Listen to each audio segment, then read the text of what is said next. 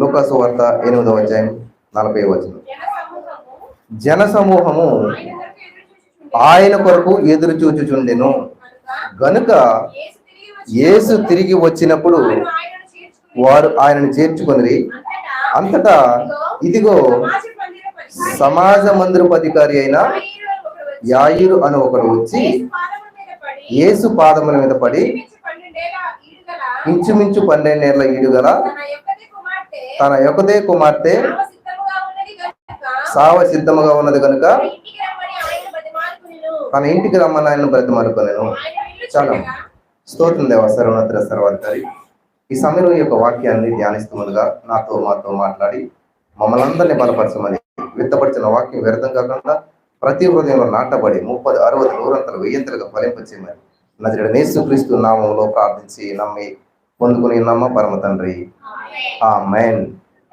Hallelujah. God is good all the time. దేవుడు అన్ని వేళలా మంచివాడు. ఆయన యొక్క మంచితనాన్ని అంతటిని కూడా చూపిస్తానని చెప్పి అన్నాడంటే ఎవరితోటి? మోషేతోటి. ఎందుకనంటే మోషే దేవుని యొక్క మనసును ఎరిగినటువంటి వాడు కాబట్టి నెమ్మదిగా బ్రతిమాలతో వస్తాడు. తర్వాత నెమ్మదిగా దేవుని రమ్మంటాడు, నెమ్మదిగా దేవుని బ్రతిమాలతాడు. మోషే ఈ ప్రజలతో నాకు చిరాకు వచ్చేస్తుంది, నాశనం చేస్తాను అనుకుంటున్నాను అంటే అటువంటి మాట పలికిన దేవుడి చేతే మోషే ఏమన్నాడు తెలుసా? లేదు విన్నాడు, నా మంచితనం అంతా నీకు చూపిస్తాను అంటాడు. హల్లెలూయా. ఇక్కడ లూకాసు వార్త 8వ అధ్యాయం మనం చాలా సార్లు చదివే ఉంటాం, కానీ కొన్ని విషయాలు అందరూ గమనించలేకపోవచ్చు. మనం మూవీస్ చూస్తుంటాం కదా, మూవీస్ లో మెయిన్ స్టోరీ ఒకటి ఉంటుంది, సైడ్ స్టోరీ ఒకటి ఉంటుంటది. సడన్ గా ఆ మెయిన్ కథ అంతా కూడా ఇలా నడిపిస్తారు, అక్కడ ఆపుతారు, మళ్ళీ ఇలా వచ్చి ఇంకో చిన్న కథ ఇది నడిపిస్తుంటుంటారు. ఈ 2 కథలు సినిమా ఎండొద్దరికి ముగింపు అయిపోతుంది అన్నమాట. ఈ లూకాసు వార్త 8వ అధ్యాయం మీరు చదువుకుంటూ వెళ్ళినట్లయితే ఇక్కడ చాలా అద్భుతమైనటువంటి విషయాలని పరిశుద్ధాత్మ దేవుడు మనకి దాచించాడు. ఒక గని లోపల వజ్రాలు ఉన్నాయంటే అవి బయటికి ఎలా కనబడతాయి? తవ్వుకుంటూ వెళ్తేనే కనిపిస్తాయి అన్నమాట. ఇప్పుడు నేను చక్కగా ఒక వజ్రాల గని తవ్వి అలా పాడాలనుకుంటున్నాను. ఎంతమంది రిసీవ్ చేసుకోవాలనుకుంటున్నారు? హల్లెలూయా. యేసయ్య మాటలు బంగారు మూటలంట. హల్లెలూయా. కాబట్టి ఈ యొక్క వాక్యపు వజ్రాలు మూటలు మీ మధ్యలోకి నేను విసురుతూ ఉంటాను. చూడండి, మా ఊరిలో బాగా కరువు సంభవిస్తుంటది ఒక్కోసారి. అప్పుడు ఏం చేస్తారు తెలుసా? పులిహార పొట్లను పంచిపెట్టి ఉన్న లాప అలా ఏం చేస్తారు? తొక్కు చంపేస్తారు. ఈ భయం చేత ఏం చేస్తారంటే కింద నుంచి వెళ్ళకుండా పైనుంచి ఫ్లైట్లు వెళ్తారు. ఫ్లైట్లు వెళ్తే ఏం చేస్తారంటే ఆ యొక్క పులిహార పొట్లను విసురుతారనమాట. విసురుతుంటే కర్ణమేటి సినిమాలను ఏదో సినిమాలు చూశాను, ఒక రొట్టెని ఇలా విసురుతారు వాళ్ళు, ఈదులు ఎవరో. ఒక చిన్న పిల్లడికి గబగబ తీసుకుపోతుంటాడు అనమాట. తీసుకుపోతే ఆ రొట్టెని ఇలా పట్టుకుని కుర్రోడు పడిపోతాడు. ఆ జనమంతా కూడా మరి చుట్టుపక్కల ఉన్నటువంటి వారంతా వెళ్ళి ఏం చేస్తారంటే ఆ రొట్టెని తీసుకుపోయి ఆ పిల్లబడి మీద పడి మొత్తం పొట్టంతా చీల్చి పేగులన్నీ బయట తీస్తారు. చూసారా సినిమాలో ఉన్నటువంటి సీన్ అన్నమాట. అలా ఇక్కడ ఏం చేస్తున్నారంటే ఆ యొక్క ఆకలి బాధలతో ఉన్నటువంటి వారికి ఈ ఫ్లైట్ నుంచి ఆహార పొట్లాలు వేసేసరికి ఏమవుతుందంట, ఎవడు నాకు కావాలని చెప్పి అందరూ కూడా దాన్ని ఆరాటపడుతుంటుంటారు. అది తిన్న తర్వాత మళ్ళీ దాహం వేస్తారు. యేసుప్రభు దగ్గర కూడా ఒక స్త్రీ లాగా వచ్చింది, నాకు దాహం ఎత్తుంది నీళ్ళు అంటే, అమ్మ నేను ఇచ్చే నీళ్ళు తగ్గు దాహం కొనట ఇచ్చేసేయండి బాబు, ఈ నీళ్ళు తోడుకోలేకపోతున్నాను రాలేకపోతున్నాను. నేచురల్ గా ఆలోచిస్తున్నారు. కాబట్టి ఈ రోజు నేను నిజంగా వజ్రాల మూటలు ఇస్తానంటే వజ్రాల కంటే విలువైనటువంటి మాటలు అన్నమాట. ఈ రోజు ఇంతమంది ఇన్ని ప్రాంతాల నుంచి వచ్చి గవర్నమెంట్ టీచర్స్ ఉన్నారు, ఇందులో చక్కగా వెల్ ఎడ్యుకేటెడ్ పర్సన్స్ ఉన్నారు, సెంట్రల్ గవర్నమెంట్ ఎంప్లాయీస్ ఉన్నారు, యవనస్తులు ఉన్నారు, వృద్ధులు ఉన్నారు, కోటీశ్వర్లు ఉన్నారు, అన్ని కలిగినటువంటి వారు ఉన్నారు. కానీ ఇక్కడ చక్కగా కూర్చుని ఉన్నారు. ఎందుకంటే ఇది ఇప్పటి నుంచి ప్రారంభించబడినటువంటి కాదు. అలానాడు యేసుక్రీస్తు ప్రభువారు శరీరధారిగా భూలోక రాజ్యానికి వచ్చినప్పుడు కూడా యేసు ప్రభువారి దగ్గర అంట, ఇప్పుడు చదువుతాం మనకు బాగా అర్థమవుతుంది. 8వ అధ్యాయం 40వ వచనం చదివితే అక్కడ చాలా బాగున్నది అన్నమాట. ఇప్పుడు బాగా అర్థం చూడండి. మీకు ఏమంటుందని, జన సమూహము ఆయన కొరకు ఎదురు చూచుచుండెను. ఏంటంటే ఎదురు చూచుచుండెను. ఇది చాలా అద్భుతమైనటువంటి విషయం అంటారు. ఎవరి కొరకు ఎదురు చూస్తాం?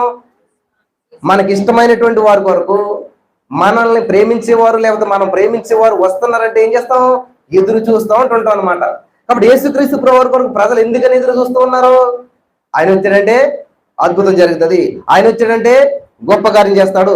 ఆయన వచ్చాడంటే చాలు మా జీవితంలో జరగనటువంటి ప్రతిదీ కూడా జరుగుతుంది. ఏదైతే బంధించబడిందో ఆ బంధకాల నుంచి మేము విడుదల పొందుకుంటాం. లోక సువార్త 15 కూడా ఒక మాట ఉంటుంది, ఏమంటుందంటే అక్కడ 5:15 అనుకుంటా, బహు జన సమూహంలో ఆయన మాట వినుటకును రోగములు కుదురుకుచ్చుకుంటకు వచ్చారంట వాళ్ళు.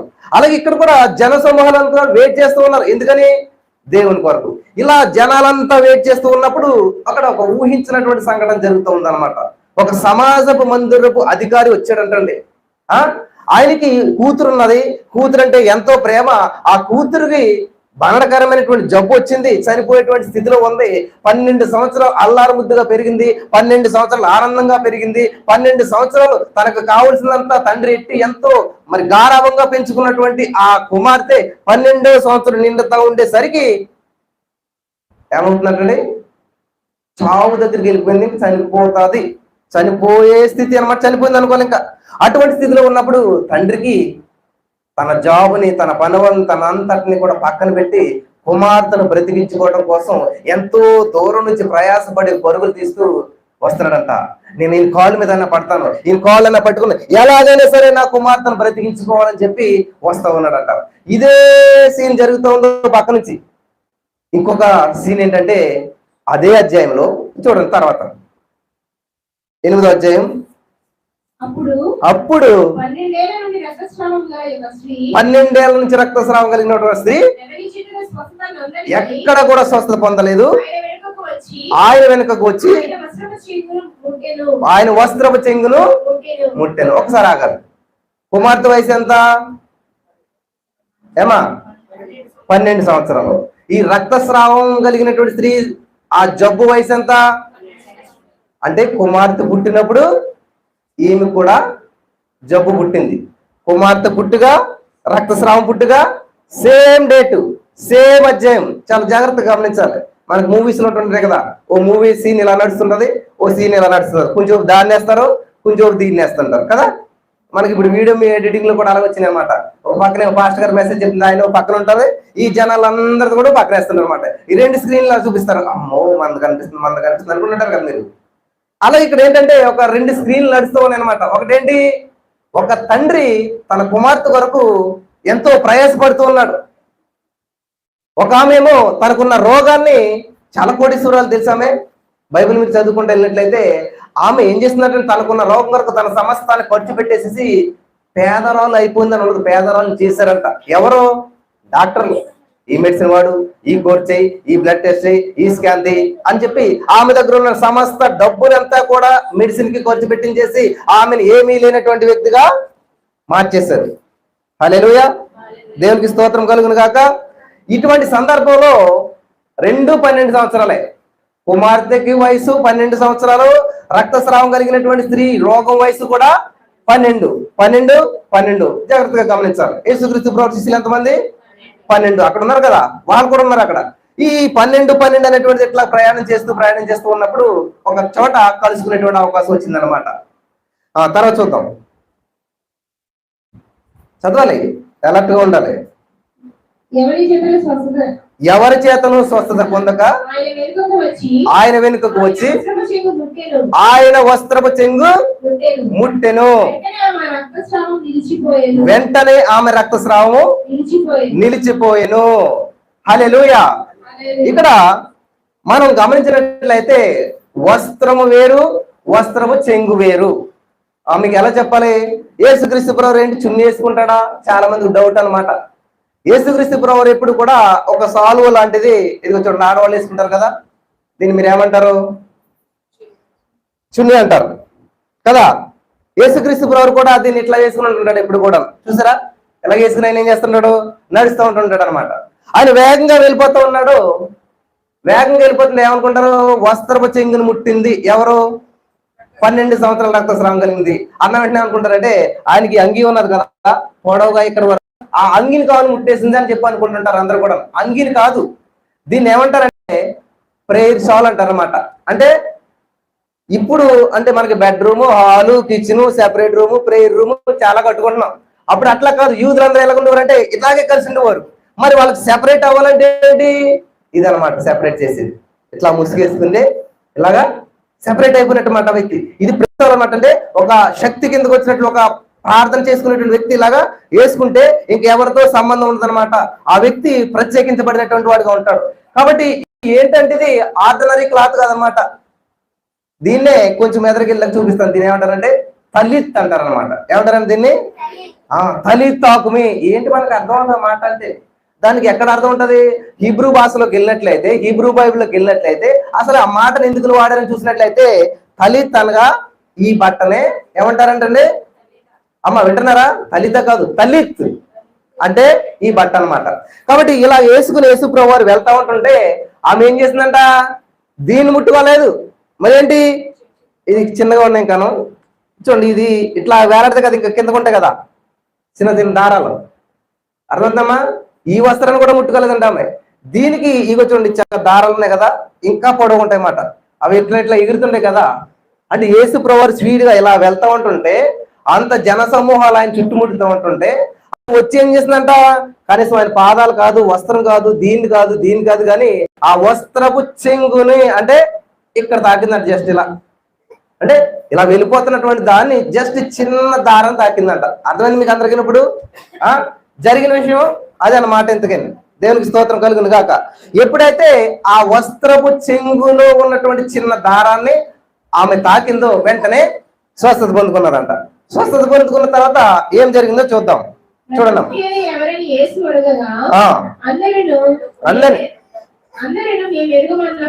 అందరూ కూడా మేమెరుగము అంటూ ఉన్నారంటండి.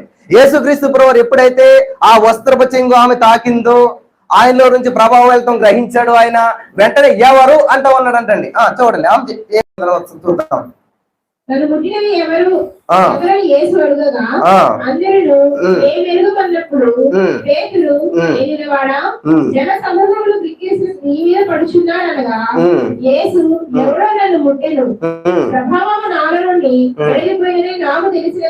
దేవునికి స్తోత్రం.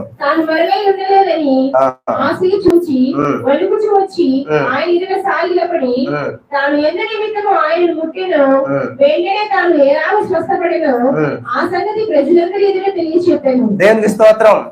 What is this? This is testimony. ఏంటంటే సాక్ష్యం. యేసుప్రభువు కూడా ఎంత ఇష్టం చూసారా? ఏం చెప్తున్నాడు ఆయన అక్కడ? సాక్ష్యం. ఎవరి చేత? ఎవరు స్వస్థత పొందుకున్నారో వాళ్ళ చేత అనమాట. ఇక్కడ స్వస్థత పొందుకున్నటువంటి ఆ స్త్రీ దేవుని చేత అద్భుతమైనటువంటి ఆ యొక్క శక్తిని పొందుకున్నటువంటి ఆ స్త్రీ ఏం చేసిందంట?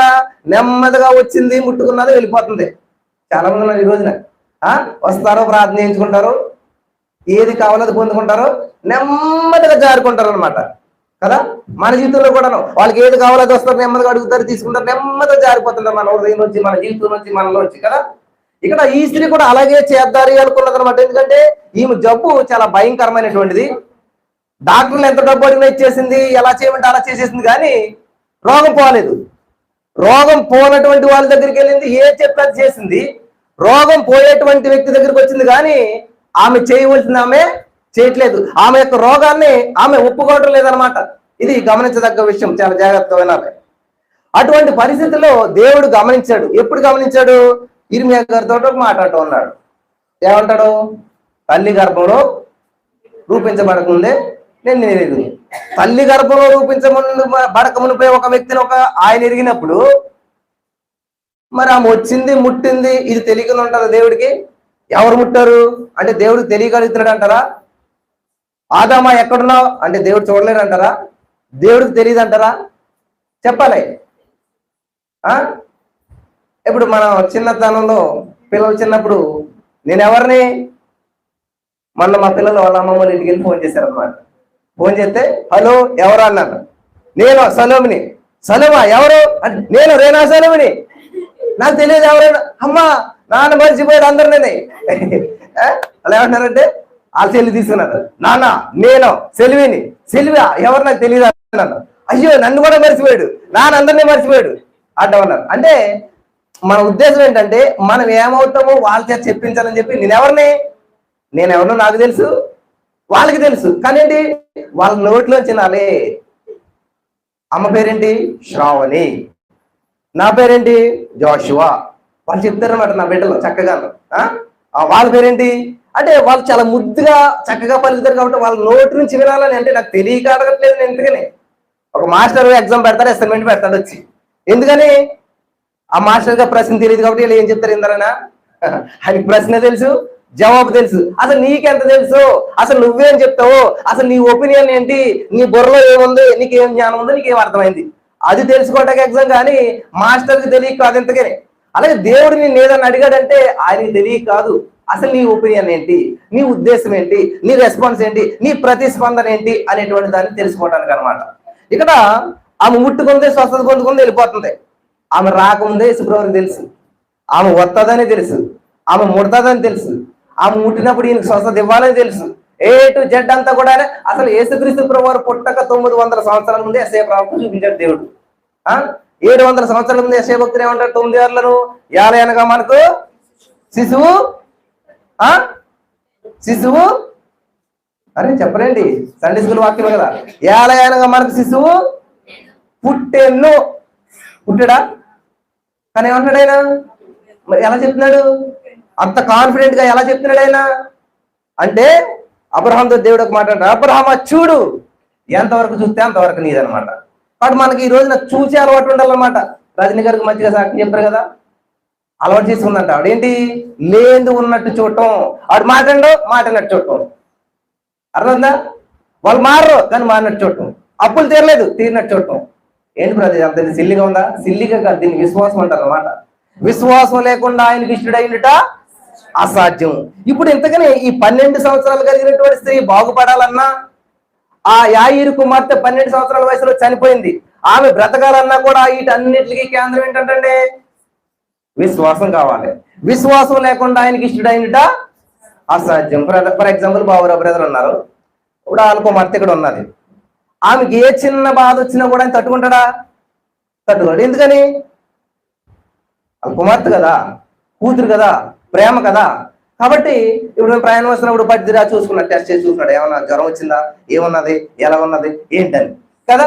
ఒక తండ్రి ఉంటే కుమార్తెను ఎంత ప్రేమగా చూసుకుంటాడో. అదే ఆటోలో ఇంకొక ఆమె ఉన్నది, ఆమెకి ఏం ఆలోచన వస్తుంది? అరే నాకు కూడా తండ్రి ఉంటే ఎంత బాగుండు, ఒక ఇలా చూసుకుంటాడా తండ్రి ఉంటేని, ఇంత ప్రేమగా చూసుకుంటాడా, పదే పదే ముట్టుకుంటున్నాడు, ఏమా డ్రింక్ తాగుతావా, ఏమైంది నీకు, ఏంటి ప్రయాణం చేద్దామా వద్దా, ఇలాగా ప్రతి దాంట్లో కేర్ తీసుకున్నాడు. ఓహో తండ్రి ఉంటే ఇట్లా చేస్తాడా. ఎవరికి వచ్చింది ఈ ఆలోచన? 12 సంవత్సరాల రక్తస్రావం స్త్రీకి వచ్చిందనమాట. అరే యాయిరు అంత పెద్ద ఉద్యోగం అంత ఉండి కూడా యేసుప్రభు కాలు మీద పడుతున్నాడా, కాలు పట్టేవాడికి రెడీ అయిపోయాడా, ఈయన కాలు పట్టేసుకుంటాను నేను, ఏమైనా సరే నా కుమార్తె బాగుపడాలి. అరే ఒక కూతురు కోసం ఈయన ఎట్లా ఆలోచించుంటారు అంటారు. 12 సంవత్సరాల రక్తస్రావం కలిగింది. ఎంత ఎందుకు రాకపోయి వాళ్ళంతాను? యాయిరు అనే అతను ఒక నాయకుడు, ఆయన సమాజం అందరూ అధికారంట. ఆయన వచ్చి యేసుప్రభువుని బ్రతిమాలుకుంటూ ఉన్నాడు ఎంతో ప్రేమగా. మరి ఆ కుమార్తె కోసం ఎంతగానో తెగిస్తున్నాడు. అవసరమైతే మట్టిలో పడుకోవడం కూడా ఇష్టపడ్డాడు. యేసుప్రభువుని పాదాల మీద పడిపోతున్నాడు, చాలా విధాలుగా బ్రతిమాలుతూ ఉన్నాడు. అదంతా చూసి ఈమె బాధ కంటే, ఈ రోగంతో కూడినటువంటి ఈ బాధ కంటే ఆ తండ్రి ప్రేమ ఈమెను బాగా ఆకర్షించేసిందంట. ఈమె హృదయం బాగా కదిలించిపోయిందంట. అరే తండ్రి ప్రేమ ఇంత అలా ఉంటుందా అని చెప్పి ఆమె ఆలోచన చేస్తూ ఉందంట. అందుకనే ఇదంతా ఎవరు గమనించారు? బ్రదర్ మీరు చూసారా? నేను చూడలేదు. మరి ఎలా తెలిసింది ఇదంతాను? యేసుప్రభువు గమనించాడు ఇదంతా కూడా. హృదయాంతరంగంలో పరిశీలించేటువంటి వాడు, పరిశోధించేటువంటి వాడు ఎవరంటండి? అమ్మ కొంచెం హాట్ వాటర్ కావాలి. ఎవరంటండి? యేసుక్రీస్తు ప్రభువారు. కాబట్టి ఈ యొక్క సన్నివేశాలు ఎలా జరుగుతూ ఉన్నాయి? యాయిరు కుమార్తె గురించి ఈయనేమో వచ్చాడు తండ్రి, ఈమె కూడా ఏం చేసిందంటే త్వరగా జన సమూహంలోనికి వెళ్ళి ఎలాగైనా సరే యేసుక్రీస్తు ప్రభువారిని ముట్టుకోవాలని చెప్పి ప్రయత్నం చేస్తూ ఉన్నది. హల్లెలూయా. ఇక్కడ ఒక విషయం మీరు గమనించాలి. చదవండి అమ్మా, తర్వాత ఏమైందో. అందుకు ఆయన కుమారి నీ విశ్వాసం నిన్ను స్వస్థపరిచెను, సమాధానం గలబాధమై పొమ్మని చెప్పాను. ఇక్కడ ఒక విషయం గమనించాలి. యేసుక్రీస్తు ప్రభువారు ఎవరినైనా సరే స్త్రీతో మాట్లాడినప్పుడు ఎవరు మాట్లాడతాడు అమ్మా?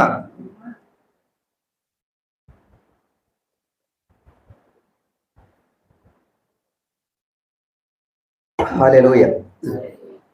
యేసుక్రీస్తు ప్రభువారు మరియమ్మ సొంత తల్లితో ఏమని మాట్లాడతాడు? ఇంగ్లీష్లో ఉమెన్, ఓ స్త్రీ అంటాడు. మన తెలుగులో అమ్మ అంటే నిజంగా అమ్మ అనుకున్న అమ్మని కాదు అర్థం అక్కడ. ఇప్పుడు ఏమ్మా అంటే నేను అందరిని ఫోన్ చేసిన వాళ్ళు అందరూ అంటే మా అమ్మలో కాదు కదా.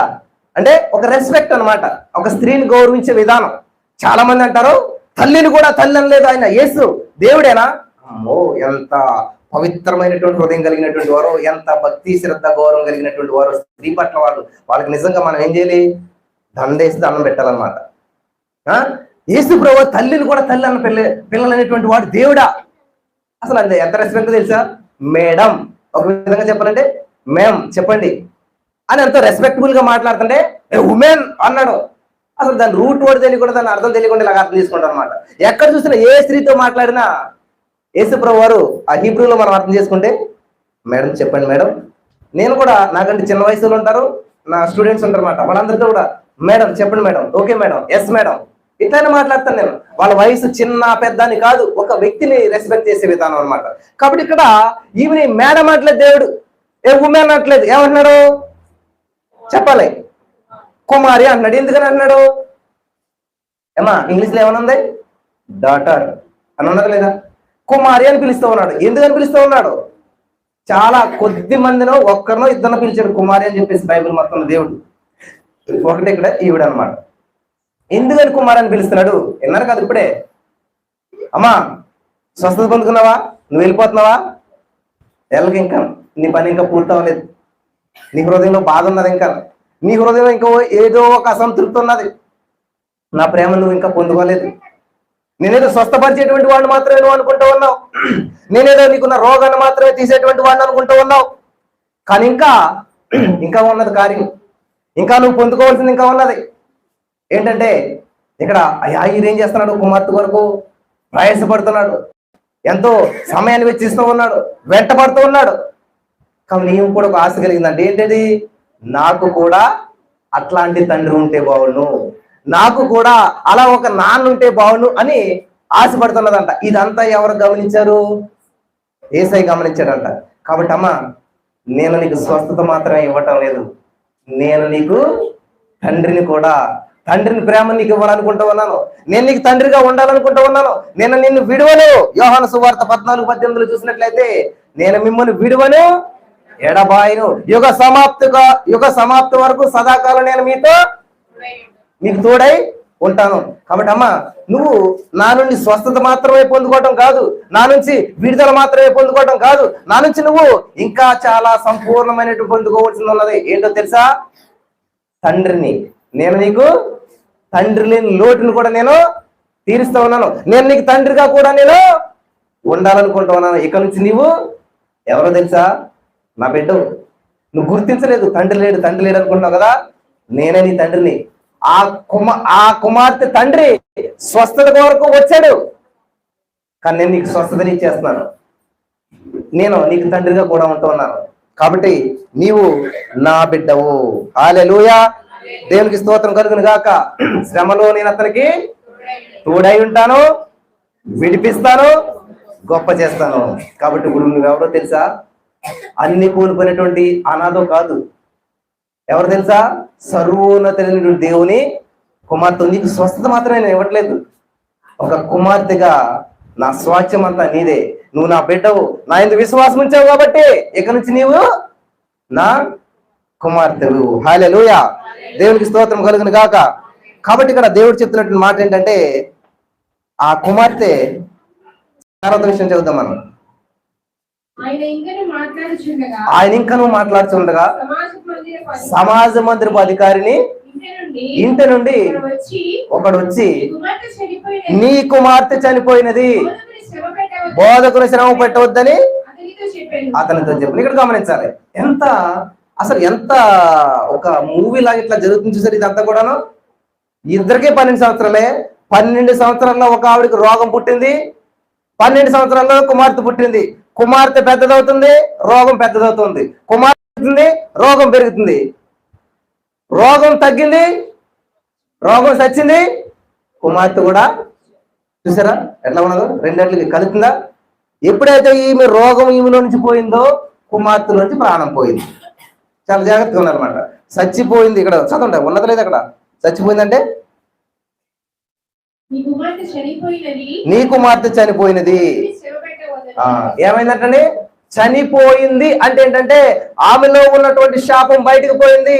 ఈ రక్తస్రావంలో ఉన్నటువంటి రోగం ఎలాగైతే బయటకు పోయిందో ఆమె బ్రతికున్నదన్నటువంటి పేరుకే బ్రతికుంది 12 సంవత్సరాలు బట్టి. ఎవరు?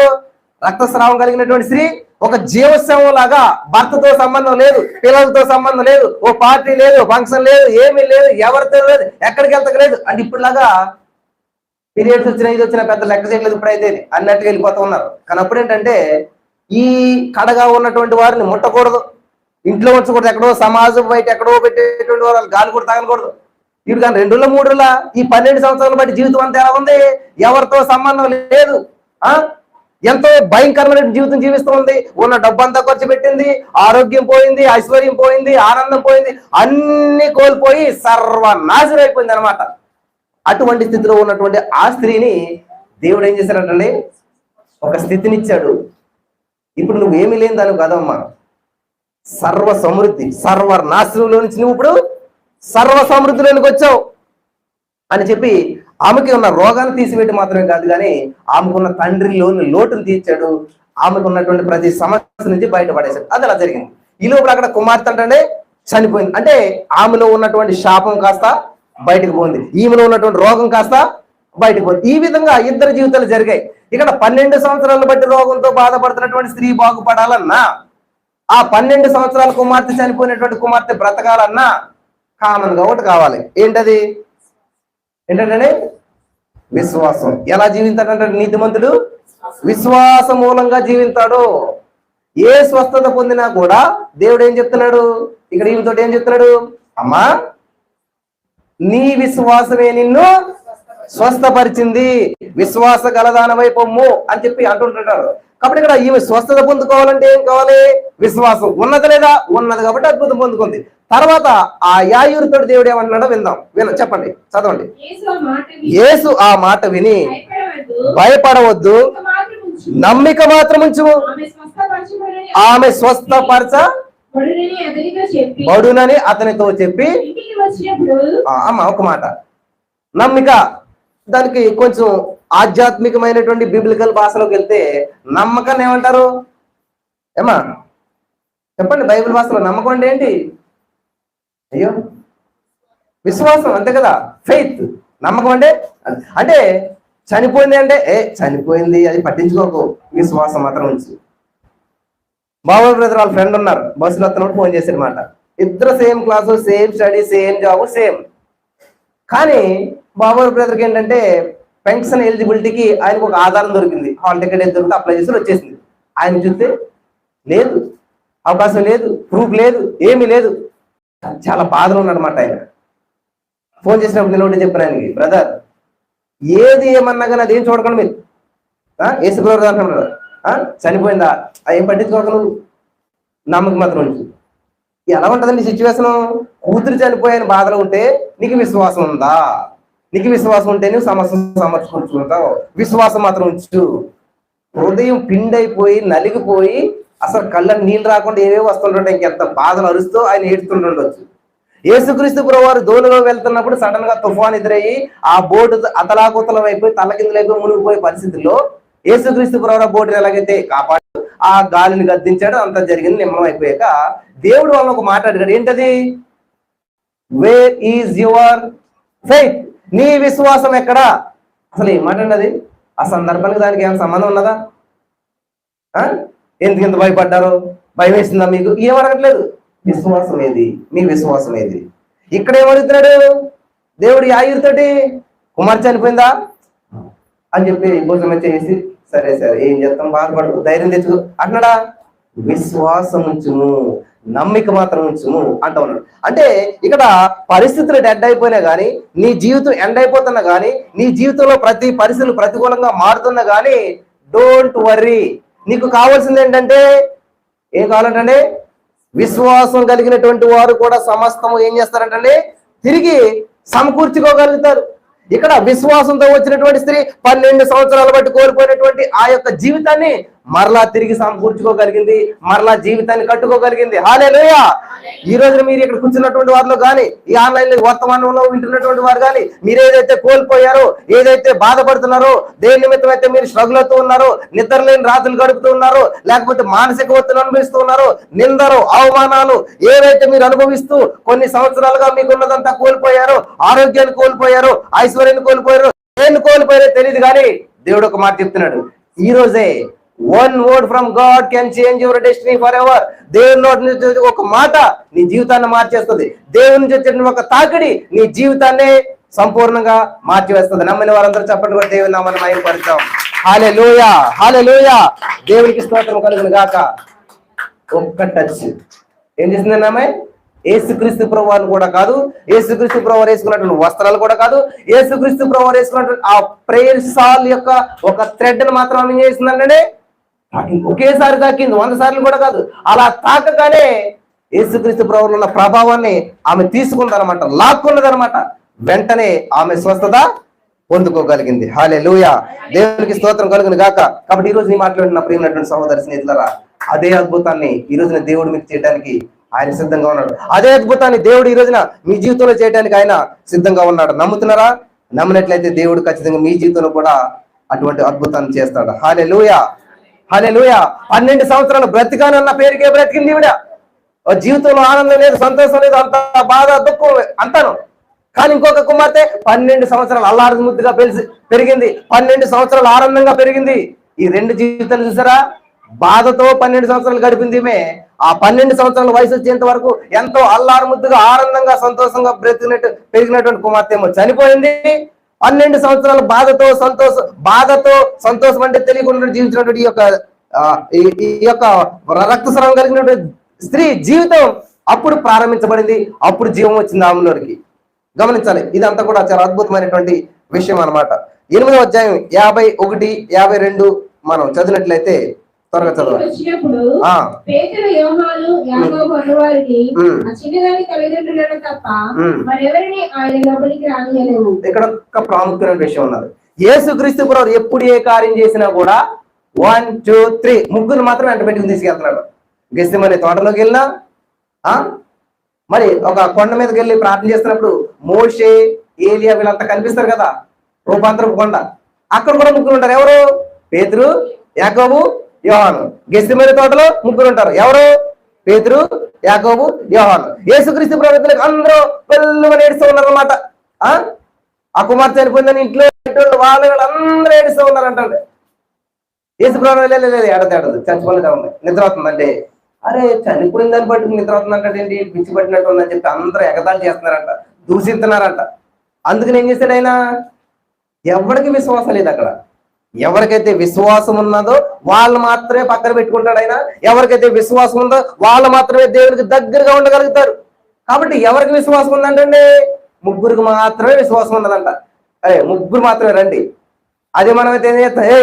నన్ను మీరు తిడతారా, అసలు నేను ఎంత ప్రభువులో తెలుసా అని చెప్పి బయటకు తీసినట్టు ఆ కుమార్తెని. ఎవరిని? యారి కుమార్తెని ఆ స్టేజ్ మధ్యలోకి వేయండి, జనాల మధ్యలోకి తీసిరండి. అందరు ఎదురుకుండా నేను ప్రార్థన చేస్తాను, అప్పుడు అట్లా లెగిస్తుంది, మీరందరూ చూస్తారు నేను ఎంత శక్తివంతున్నా. ప్రూవ్ చేసుకుంటున్నాడు ఆయన. విశ్వాసం లేని వాళ్ళ దగ్గర నేను ప్రూవ్ చేసుకోవాల్సిన అవసరం ఏంటి? మీరు పిల్లల్ని లేపిన తర్వాత మీరు నేను దాన్ని నన్ను దేవుడు అంటే అది గొప్పతనం ఏంటి? నీకు విశ్వాసం ఉంటే నువ్వు వస్తావు, లేకపోతే లేదు. అది నీ ఇష్టం. అంతేగాని నీ దగ్గర నేను ప్రూవ్ చేసుకోవాల్సిన అవసరమో లేదు. బయటకు పోమనంటారు వీళ్ళందరూ. అంటే మన భాషలో నేను చెప్తున్నాను అనమాట. మన మాటలు ఎందుకుంటాయి కదా, యేసు ప్రభు అలాగలేదు. కానీ వీళ్ళందరినీ కొంచెం బయటకు పంపేసేయండి. తల్లి లేదు, తండ్రి లేదు, ఎవరు లేదు. ఎవరి విశ్వాసం ఉంటే వాళ్ళే లోపల ఉండాలి. ఎవరి విశ్వాసం ఉంటే వాళ్ళే నా పక్కన ఉండాలి. ఎవరి విశ్వాసం ఉంటే వాళ్ళే నాతో ఉండాలి అని చెప్పి దేవుడు ఏం చేశారంటే ముగ్గురు మాత్రమే తీసుకుని, విశ్వాసం కలిగినటువంటి వారిని తీసుకుని వెళ్ళాడు. ఆ బిడ్డ పడుకుని ఉన్నదే. ఏమా ఏది వెళ్ళిపోయింది బట్ట? ఆ బిడ్డ పడుకుని ఉన్నదంటే, పడుకుని ఉంటే ఆ పడుకుని ఉన్నటువంటి బిడ్డ మీద ఆయన ఏం చేశారంటే ఇదే బట్ట ఏంటిది? ప్రేక్షాలన్నమాట. అంటే ఇది ఒక పవర్. ప్రార్థన చేసి చేసి చేసి నింపి తండ్రి దగ్గర నుంచి అంత పవర్ని తీసుకున్నటువంటి దేవుడు ఆ కుమార్తె ఇలా పడుకుని ఉంటే ఆ కుమార్తె మీద దేవుడు ఏం చేశాడంట? ఇలా వేసాడంట. ఇప్పుడు ఆవిడ ఎక్కడున్నది? ఈ బట్ట కింద ఉన్నదనమాట. ఇప్పుడు దేవుడు ఏం చెప్తున్నాడంటే తలితాకుమే అంటే ఈ బట్ట కింద ఉన్నటువంటి పిల్ల లే అని అర్థం అనమాట. అర్థమైంది మీకు అందరికీ? తలితాకు ఏం తలితాకు చేత అనుకోకండి. దాని అర్థం ఏంటంటే ఇదనమాట. ఇప్పుడు తలితాకు అంటే ఈ యొక్క వస్త్రము చెంగు క్రింద ఉన్నటువంటి బిడ్డ లే, ఈ వస్త్రం క్రింద ఉన్నటువంటి బిడ్డ లే, ఈ ప్రార్థనా శక్తి కింద ఉన్నటువంటి బిడ్డ లే అన్న వెంటనే ఏం చేస్తుందంటున్నామే? లేచి కూర్చున్నది. ఈ విషయం మనకు అందరికి తెలుసు అనమాట. కాబట్టి ప్రేయర్ షాల్ అంటారు అనమాట. దాన్ని ఏదో ఆర్డినరీ చున్నీ వస్త్రం అని అనుకోకుండా కానీ దాన్ని ప్రార్థన శక్తి చేత నింపినటువంటి వాడు మన దేవుడు. హల్లెలూయా, దేవునికి స్తోత్రం కలుగును గాక. కాబట్టి హిబ్రీలో దీన్ని ఏమంటారు? తలిత్ అంటే బట్ట అని అర్థం అనమాట.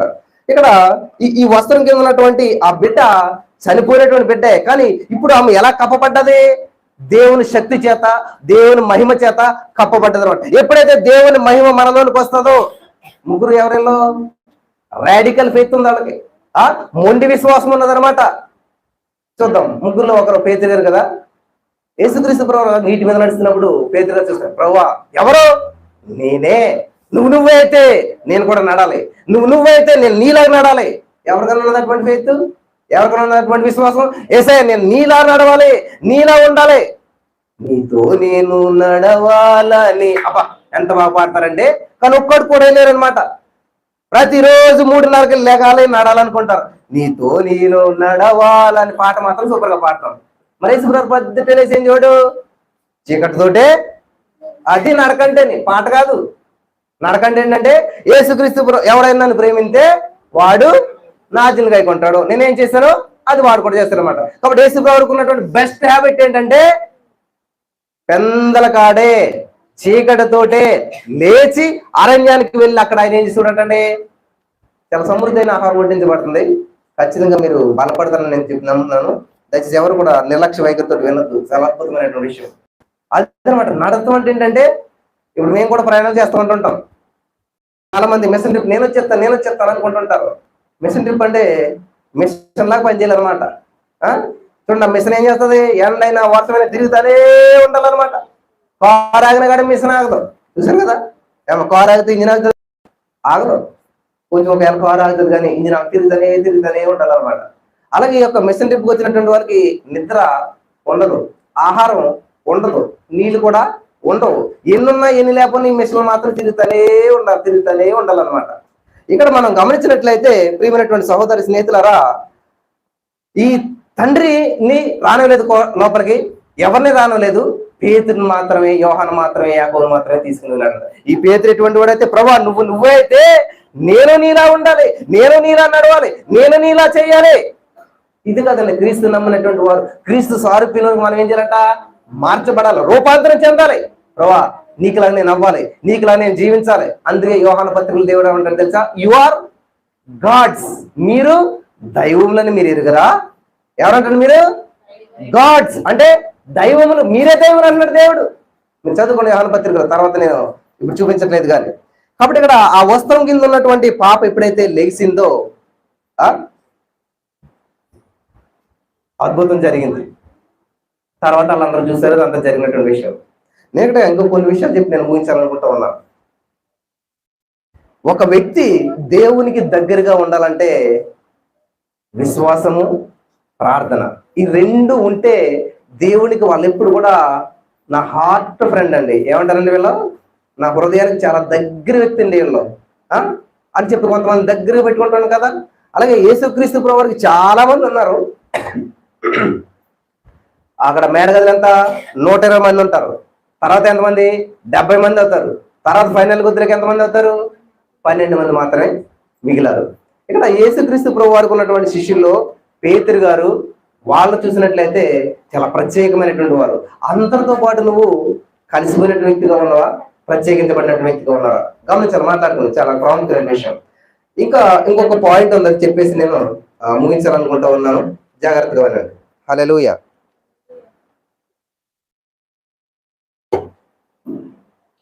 హల్లెలూయా. ఇక్కడ ఏంటో పాయింట్ అంటే ఏం గమనించారు మీరు? యేసుక్రీస్తు ప్రభువు దగ్గరికి యాయిరు ముందు వచ్చాడా? రక్తస్రావం కలిగిన స్త్రీ ముందు వెళ్ళిందా? ఎవరు? యాయిరు ముందు వచ్చాడు. ఈ యాయిరు కుమార్తెకి సమస్య ఉంది, ఆ సమస్య ముదిరిపోయి చనిపోయింది. అలాగే 12 సంవత్సరాల రక్తస్రావం కలిగినటువంటి స్త్రీకి సమస్య ఉంది, సమస్య ముదిరిపోయింది. ఇక్కడ ముందు ఇద్దరిలో ఎవరు బాగుపరచబడ్డారు? రక్తస్రావం కలిగినటువంటి స్త్రీ స్వస్థత పొందుకున్నది, ఆ తర్వాత కుమార్తె బాగుపడ్డది. ఇక్కడ ఒక ఇంటర్లింక్ ఉన్నది, గమనించాలి. తల్లి చేలో వేస్తే పిల్ల గొట్టు మీద మేయదు. కాబట్టి తల్లి ఏమి చేస్తుందో పిల్ల అదే చేస్తుంది. కాబట్టి మార్పు ముందు ఎక్కడ సంభవించాలి? తల్లిలో, అంటే ఈ తరంలో. కాబట్టి ఇక్కడ ముందు తరం ఏది వస్తుంది? 12 సంవత్సరాల రక్తస్రావం కలిగినటువంటి స్త్రీ తరం. అంటే ఆ స్త్రీ తరములో, అంటే ఆ పెద్ద తరంలో మార్పు ముందు సంభవించినట్లయితే తర్వాత యంగ్ జనరేషన్, తర్వాత పిల్ల జనరేషన్, తర్వాత మన జనరేషన్ లో కూడా మార్పులు అనేటువంటివి సంభవిస్తాయి అన్నమాట. మార్పు అనేది ఎక్కడి నుంచి ప్రారంభించాలి? నేను ఎలా అయిపోయిందండి, ఇంకా మా జీవితం అయిపోయింది, మా పిల్లలు బాగుంటే చాలు. ఇది కాదు, నువ్వు మారాలి. ముందు నీతోటే మార్పు ప్రారంభించాలి, నీతోటే లేకడం ప్రారంభించాలి. ఇంతకు ఒక గృహానికి వెళ్ళినప్పుడు ఒక సిస్టర్ గోపిక గారు చీరాల కాదు కదా ఏంటది చిలకలూరుపేటలో చాలా మంచి బుక్ పెట్టింది, చాలా వైట్ పేజెస్ బుక్ అనమాట. థ్యాంక్ యూ జీజస్ అని రాస్తున్నారు, 2500 టైమ్స్ రాసింది, ప్రైజ్ గాడ్ అని చెప్పి అదే పుస్తకంలో మళ్ళీ కొన్ని పేజీల తర్వాత మళ్ళీ రాస్తున్నారు అనమాట. ఏంటని చూస్తే నేను మాత్రమే కాదయ్యా, నా బిడ్డలు కూడా ఈ యొక్క మాటలు రాయటం నేర్చుకున్నారు. హల్లెలూయా, థ్యాంక్ యూ జీసస్ అని రాస్తే ఏమొస్తుంది? రాసి చూడండి ఏమొస్తుందో, ఎటువంటి అద్భుతాలు జరుగుతాయో. దేవునికి హృదయం చెప్పడం అనేటువంటిది ఎంతో అద్భుతమైన విషయం అనమాట. కాబట్టి తల్లి చేస్తుందని చెప్పి పిల్లలు ఏం చేశారు? స్టార్ట్ చేశారు. అలాగే నా పిల్లలు కూడా ఎంత 3 years 5 years వాళ్ళు కూడా నా పెద్ద కుమార్తె స్టార్ట్ చేసిన ఒక బుక్ తీసుకుని JESUS జీసస్ అన్నారు. ఇప్పుడు Jesus almighty God, Jesus almighty God ఇదే వస్తుంది అనమాట. సిలువ చూస్తే జీసస్ ఆల్మైటీ గాడ్ అంటారు. ఎక్కడ సిలువ కనబడ్డా కూడా జీసస్ ఆల్మైటీ గాడ్ అంటుంటారు అనమాట. అంటే ఇది అలవాటు అయిపోయే వాళ్ళకి ప్రతిదీ సిలువ అంటే జీసస్ ఆల్మైటీ గాడ్ అనుకుంటారు అనమాట. ఆ పిల్లలు కూడా రాయడం ప్రారంభించింది. కాబట్టి మీ పిల్లలకు నేర్పించండి, బాలుడు నడవలసిన త్రోవలో మనకి నేర్పించండి. పెద్దవాడైనప్పుడు దాని నుంచి తొలగిపోడు. కాబట్టి ఇక్కడ ఈ యొక్క స్వస్థత, ఈ మార్పు అనేటువంటి ఏ జనరేషన్ నుంచి ప్రారంభించబడ్డాయి? యాయిరు కుమార్తె నుంచి కాదు. ముందు ఎవరికి జరిగింది? రక్తస్రావం కలిగిన స్త్రీ. అంటే ఈ పెద్ద జనరేషన్ లో మార్పులు వచ్చినట్లయితే ఆటోమేటిక్ గా వాళ్ళ తర్వాత జనరేషన్ లో కూడా మార్పులు సంభవిస్తాయి.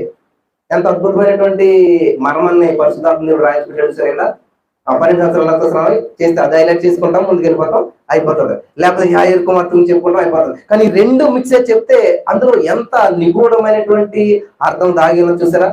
కాబట్టి ఈ రోజున ఒక తండ్రి లేనటువంటి వారుగా మీరు ఉన్నారా? మీరు అనాథలను మీరు అనుకుంటున్నారా?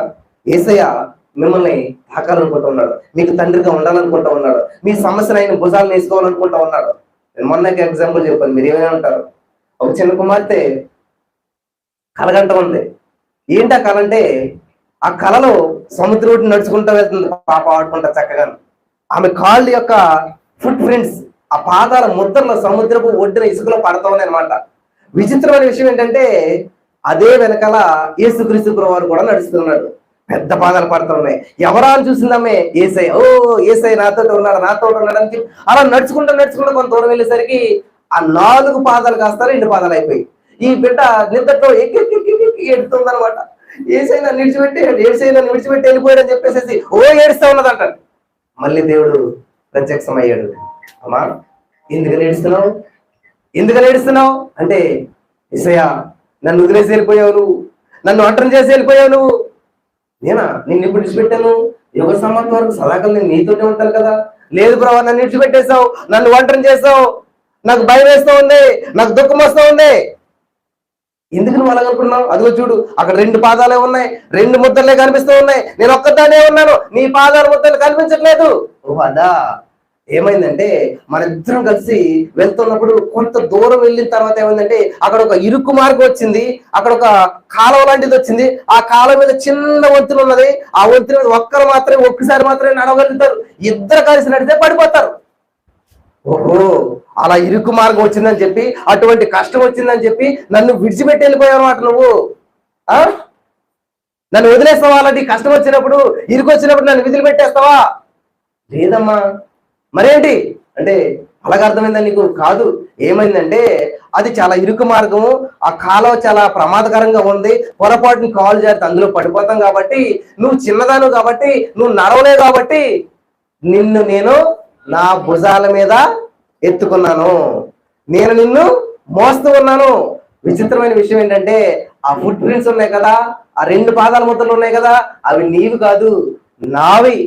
మరి నువ్వు ఈ పాదాల ముద్రలు ఎందుకు లేవంటే నువ్వు నా భుజాల మీద ఉన్నావు కాబట్టి నీ భుజాల మీద, నా భుజాల మీద ఉన్నావు కాబట్టి నీ పాదాలు ముద్రలు పడతలేదని చెప్పి దేవుడు చెప్పాడంట. హల్లెలూయా, దేవునికి స్తోత్రం కలుగును కాక. కాబట్టి ఈ రోజు దేవుడు నీ జీవితంలో కార్యం చేయట్లేదు నువ్వు అనుకున్నావు అంటే అది పొరపాటు అనమాట. దేవుడు నిన్ను విడిచిపెట్టేశాడు, దేవుడు నాకు దూరం అయిపోయాడు, దేవుడు నన్ను పట్టించుకోవట్లేదు, దేవుడు నా ప్రార్థన ఆలకించట్లేదు అని నువ్వు అనుకున్నావు అంటే ఎక్కడో పొరపాటు జరిగిందంట. చాలా మిస్అండర్స్టాండ్ చేసుకున్నాను అనమాట. దేవుడు చెప్తున్నాడు యుగ సమాప్తి వరకు, యోహాను సువార్త 14:18 చదువుకోండి, నేను విడువను ఎడబాయను, యుగ సమాప్తి వరకు సదాకాలం నేను మీతో మీకు తోడై ఉంటాను, మీతో ఉంటానని చెప్తున్నాడు దేవుడు. నమ్ముతున్నారా? మీతో ఉన్నాడా? మన మధ్యలో ఉన్నాడు దేవుడు.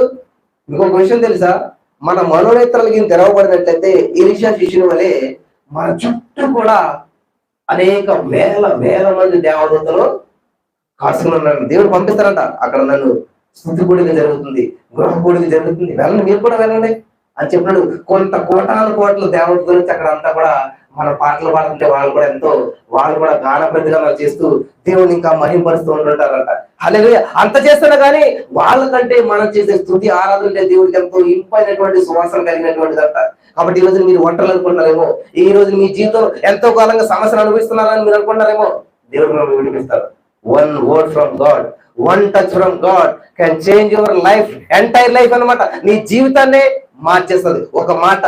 పేతురు గారు చూసినట్లయితే మరి ఆయన జీవితం మార్చబడింది. అలాగే పౌలు గారు చూసినట్లయితే ఒక్కసారి దేవుని యొక్క ముఖ దర్శనం చూశాడు. ఒక్క వెలుగు పౌలు గారి జీవితాన్ని, సౌలు గారి జీవితాన్ని పౌలు గారిగా మార్చేసింది. సౌల్ అనగా పెద్దోడు అనమాట, పాల్ అనగా చిన్నోడు.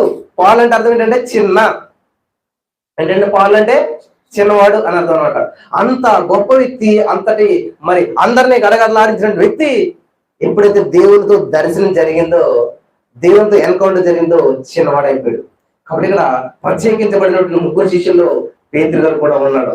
కాబట్టి మీరు అందరితో పాటు కలిసిపోయినటువంటి విశ్వాసాలుగా ఉన్నారా, ప్రత్యేకించబడినటువంటి వారు ఉన్నారా? ఈరోజు మనం పరిశీలన చేసుకుందాం.